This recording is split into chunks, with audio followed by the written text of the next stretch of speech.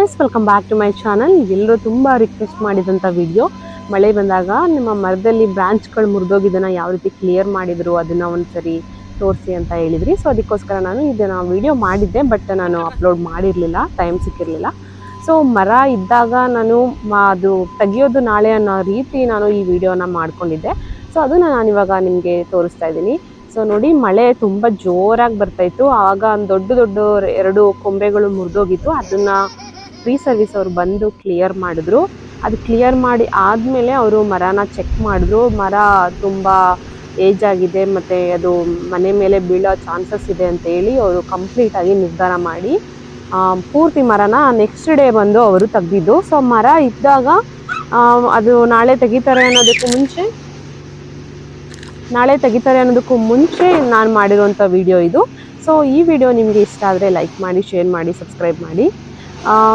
ನಾನು ಒಂದು ವಿಷಯ ಹೇಳಬೇಕು ಅಂತ ಹೇಳಿದ್ರೆ, ಈ ಮರದ ಜೊತೆ ನಮಗೆ ಆಲ್ಮೋಸ್ಟ್ 7 ವರ್ಷದ ಸಂಬಂಧ ಇದೆ. ಯಾಕಂತ ಹೇಳಿದ್ರೆ ನಾನು ಮನೆಗೆ ಬಂದಾಗ ಈ ಮರ ಚೆನ್ನಾಗಿ ಪುಷ್ಟವಾಗಿತ್ತು.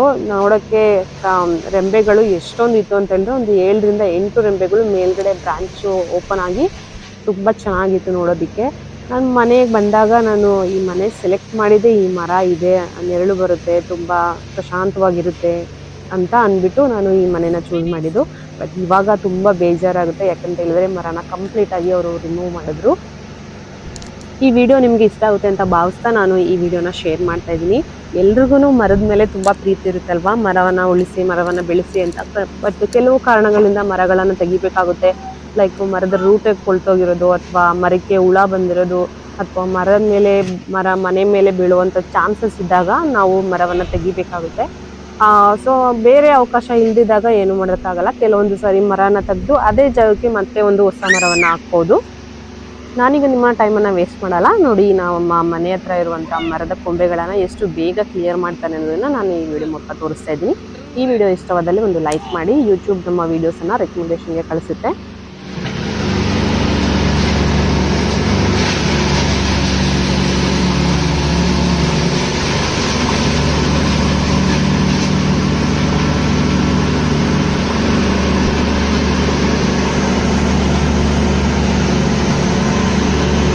పారిపోతుంది ఇక్కడ దాక్కుండా అక్కడక్కడక్కడ ఇదిగో పారిపోయింది.